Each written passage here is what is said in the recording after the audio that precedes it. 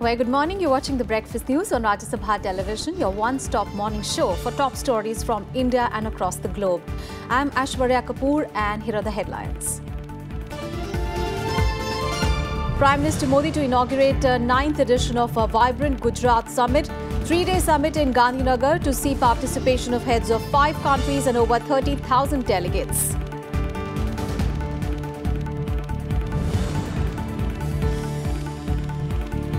Major announcement on farm policy likely in interim budget. Hence, Finance Minister Arun Jaitley cites previous cases of urgent situations, says food surpluses are keeping prices and incomes depressed.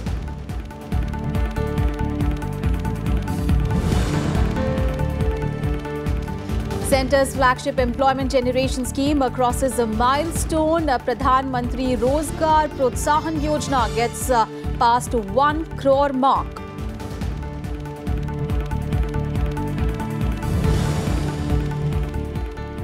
Government cuts short tenures of CBI Special Director Rakesh Asthana and 3 other officers. Decision implemented with immediate effect.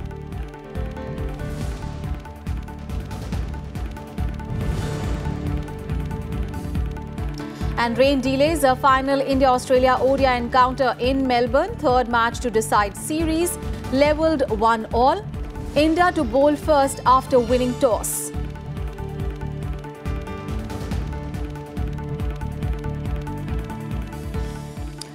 A top story this morning, Prime Minister Narendra Modi will inaugurate the 9th Vibrant Gujarat 2019 Summit in Gandhinagar, Gujarat today.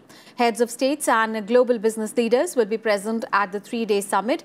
In the afternoon today, after addressing the inaugural session, the Prime Minister will hold one-to-one meetings with some of the heads of state, including Prime Minister of Malta, President of Uzbekistan, Prime Minister of the Czech Republic and the Prime Minister of Denmark. Heads of 5 countries and over 30,000 national and international delegates, including CEOs of major companies from India and abroad, are expected to attend the 9th edition of the summit. CEOs and top executives of the global companies will also be present. And in the evening, the Prime Minister will take part in a roundtable interaction with the heads of global sovereign wealth funds, pension funds and institutional investors. Our colleague Kriti Mishra is now joining us live. Very good morning, Kriti. Kriti, yes, the Prime Minister inaugurated the Global Trade Show at Vibrant Gujarat Summit, and today the 9th edition of the summit is going to begin. What can we expect in the day ahead?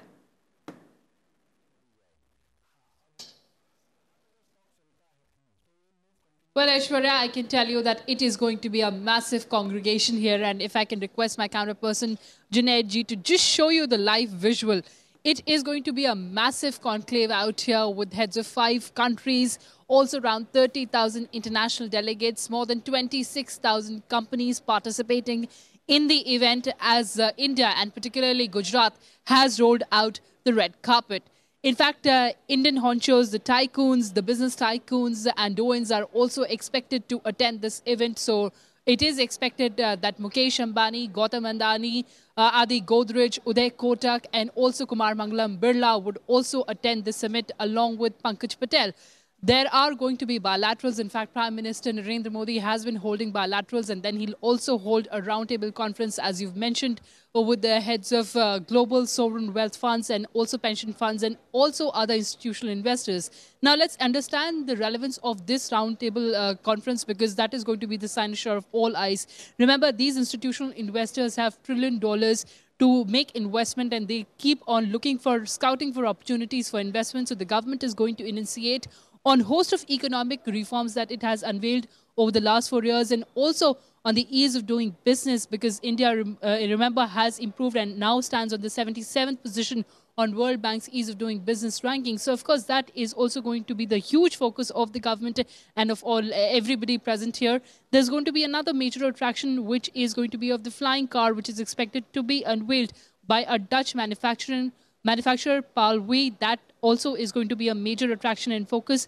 Other companies are also going to showcase and exhibit their innovative products. Remember, this was first of its kind of initiative that was taken in the year 2003 when Prime Minister Narendra Modi was Chief Minister of Gujarat. And since 2003 till the year 2015 in the Vibrant Summit, more than 76 lakh crore investment has been committed to the state, with more than 76,000 MOUs being signed.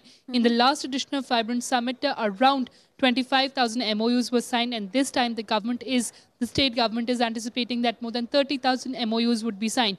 It is just not about the investment, because this time the state government is looking at the opportunities to even boost the prospects of trade and prospects of exports from Gujarat and India. So, of course, there's going to be investment, there's going to be trade, and the focus, of course, also is going to be on creation of job.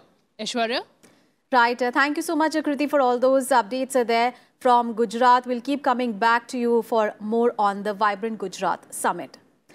And earlier, Prime Minister Narendra Modi inaugurated the Vibrant Gujarat, the global trade show in Gujarat's capital, Gandhinagar, on Thursday. The trade show is part of the 9th Vibrant Gujarat Global Summit.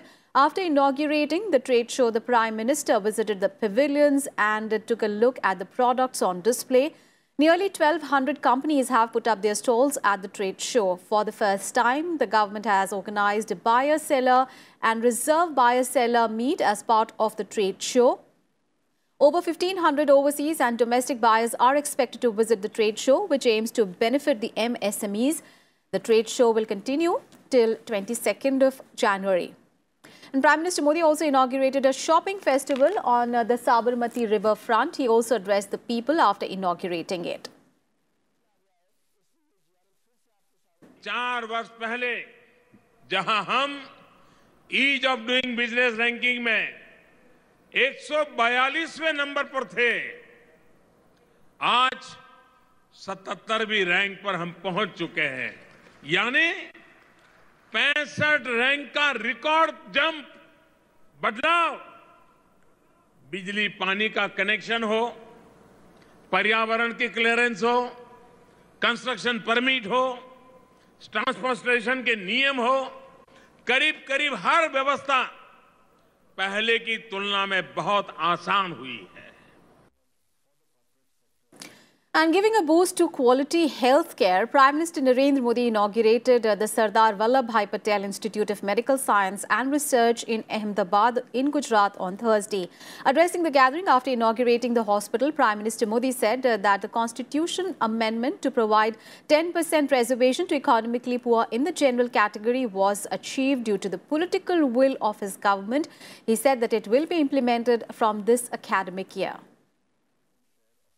Prime Minister Narendra Modi on Thursday inaugurated the Sardar Vallabhbhai Patel Institute of Medical Science and Research in Ahmedabad. Addressing the gathering, Prime Minister Modi said that his government was committed to provide equal opportunities to all the sections of the society. He said that the hospital will provide world-class medical facilities to the people.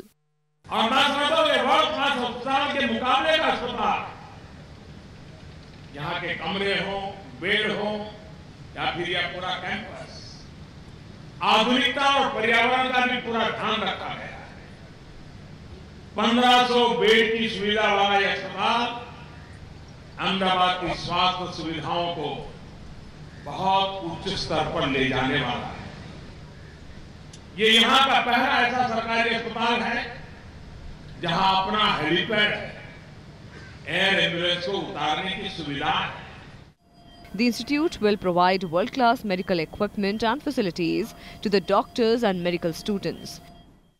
The 7-storied hospital has 1,500 beds, out of which 1,300 beds have been kept for the general ward.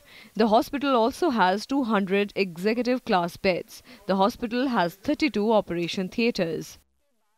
Prime Minister Narendra Modi has said that the institute will be linked to the Ayushman Bharat scheme so that poor people can avail medical facilities free of cost. He said that in 100 days, 7 lakh poor people have received treatment under the Pradhan Mantri Ayushman Bharat scheme. सरदार साहब को समर्पित इस अस्पताल में आयुष्मान योजना के तहत गरीब का मुफ्त में इलाज होगा। भाइयों और बहनों, आयुष्मान भारत प्रधानमंत्री जन आरोग्य योजना ने बहुत ही कम समय में गरीब से गरीब के भीतर स्वास्थ्य के संबंध में सुरक्षा का भाव जगाया। This is the first government hospital to have a helipad and will provide air ambulance facilities. Bureau Report, Rajya Sabha TV. And Microsoft co-founder Bill Gates has congratulated the government for the achievements made by the Ayushman Bharat healthcare scheme in its first 100 days.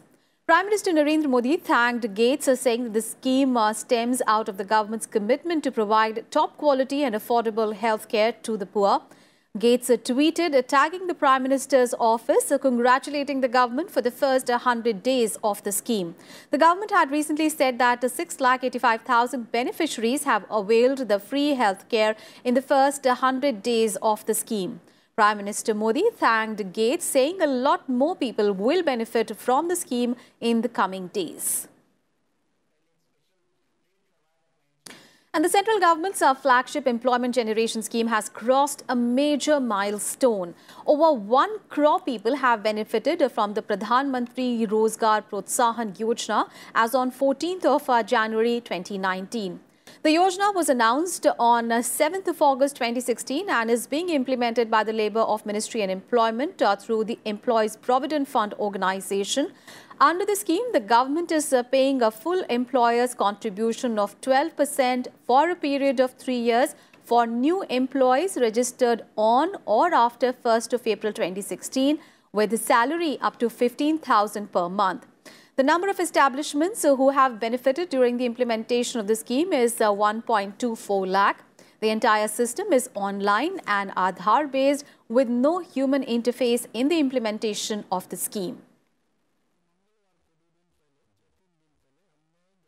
On to some other news. Finance Minister Arun Jaitley has said that food surpluses have caused both food prices and the farmers' income to plunge, posing a policy challenge.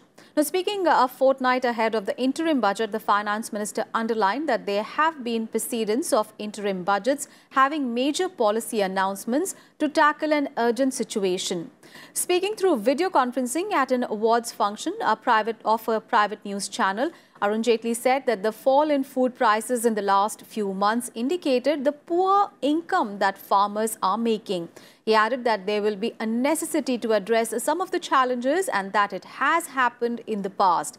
He further stressed that the government intends to work with the parameters of the conventions that exist while taking any such step.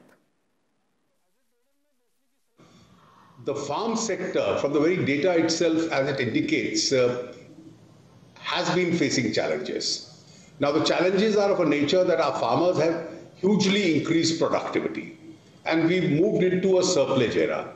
Now, that surplus era and the management of that surplus is constituting a broad challenge for us for the last several years. The prices have fallen. Even today, if you look at the last few months, food prices is something which have actually gone down in India, and that reflects on the kind of money that the farmers get.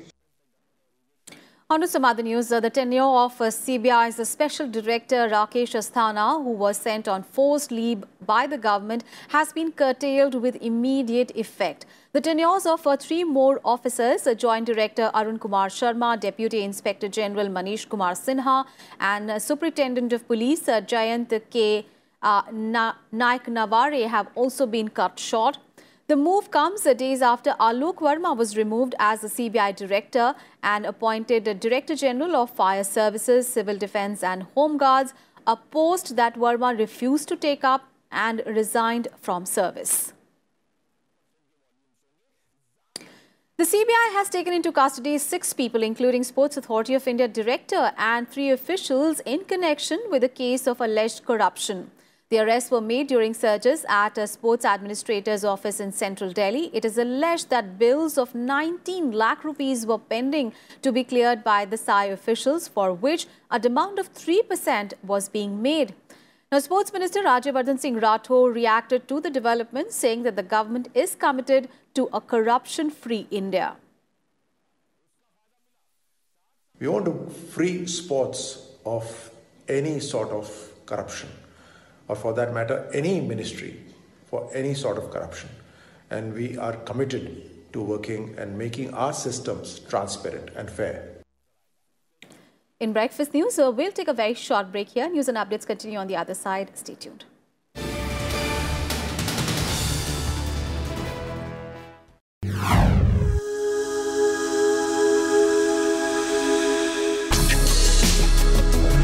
Tales that inspire. Stories of social change. A salute to diversity. Promoting public discourse. Events that motivate. Inspiring the innovative spirit. Watch Rajya Sabha television documentaries.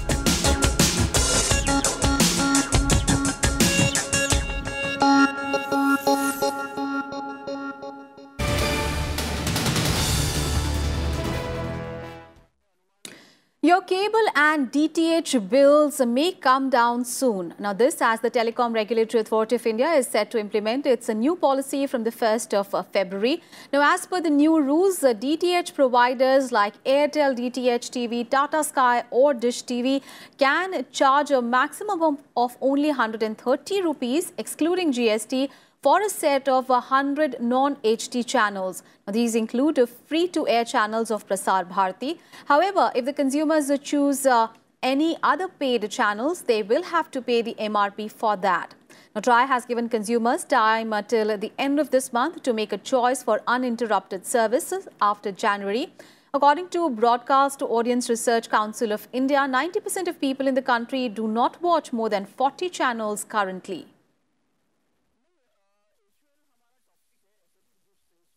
आपको bouquet के नाम पर बहुत सारे channel थमा दिए जाते थे, जिन चैनल्स को आप देखते भी नहीं, कभी ब्राउज भी नहीं करते।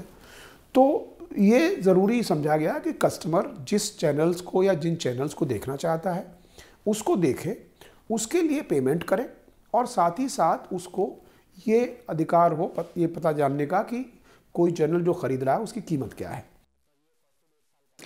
A satellite will be launched by the ISRO exclusively for the Home Ministry to help it strengthen its frontiers with Pakistan and Bangladesh.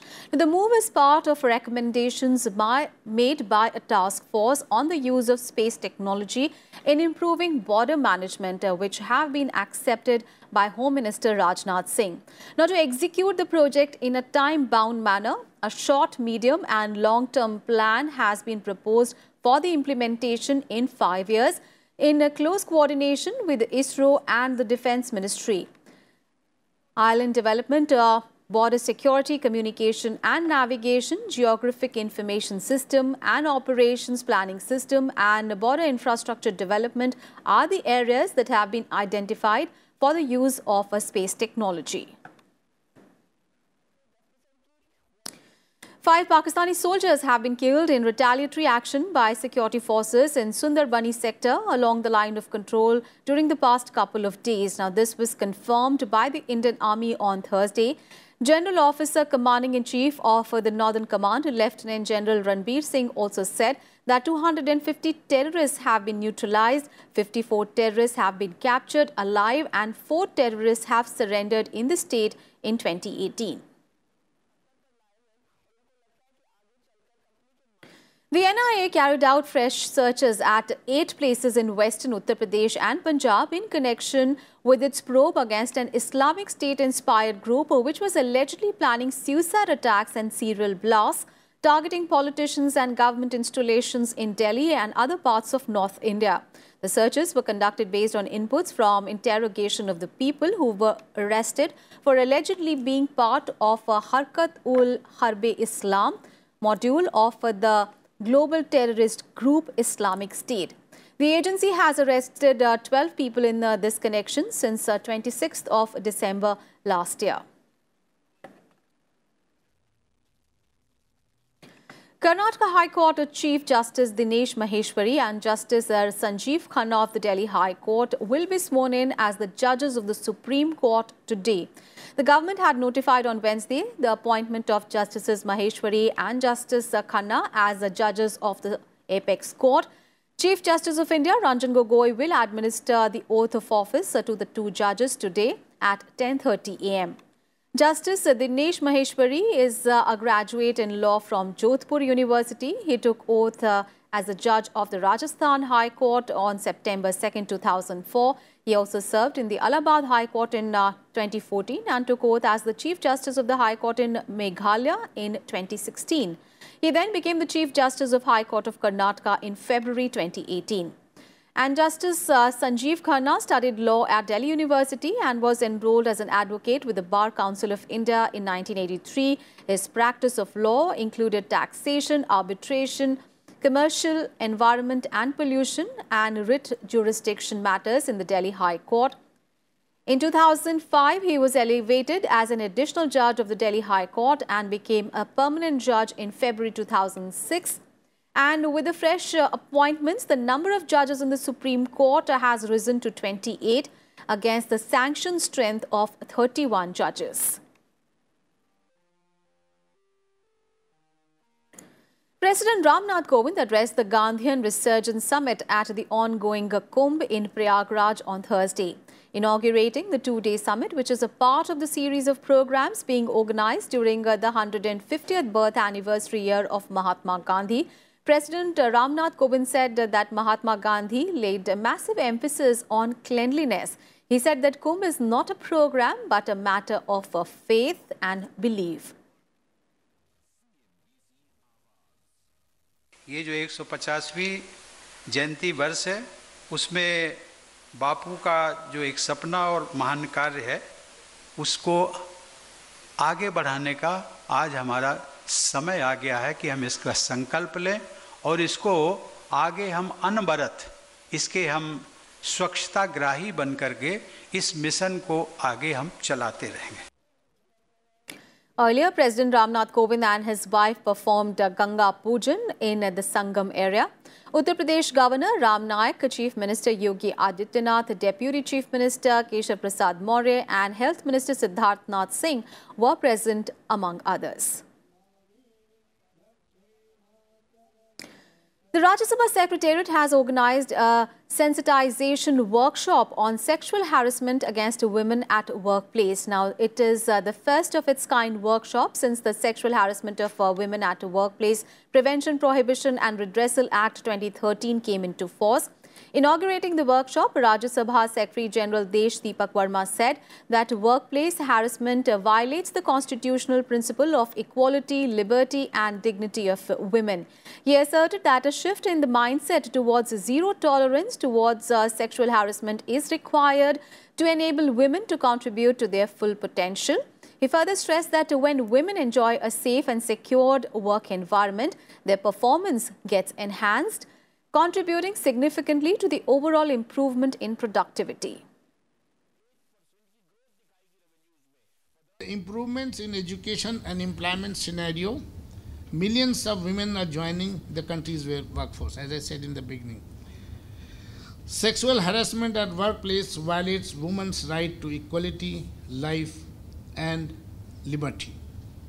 Increasing incidents of sexual harassment reflect a deep-seated and continued gender bias at the workplace and highlights the reality that majority of the employees are poorly equipped to effectively handle such instances. According to, this is a survey conducted by the Indian National Bar Association in 2017, as many as almost 70% women said that they did not report sexual harassment by superiors because they feared repercussions.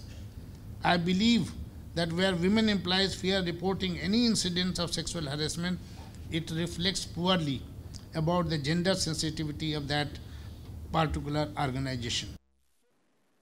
And sports news now. The third and final one-day international of the three-match series between India and Australia has been stopped due to rain at Melbourne Cricket Ground. The decider was earlier delayed due to rain. After winning the toss, India chose to bowl first. Australian skipper and opener Aaron Finch and Alex Carey were at the crease when the rain forced the game to stop. The three-match series is currently tied at 1-1 after Australia won the first ODI in Sydney by 34 runs and India won the second in Adelaide by 6 wickets. India is eyeing a maiden bilateral one-day international series triumph on Australian soil after their historic Test conquest. Now, India have never won a bilateral ODI series on Australian soil.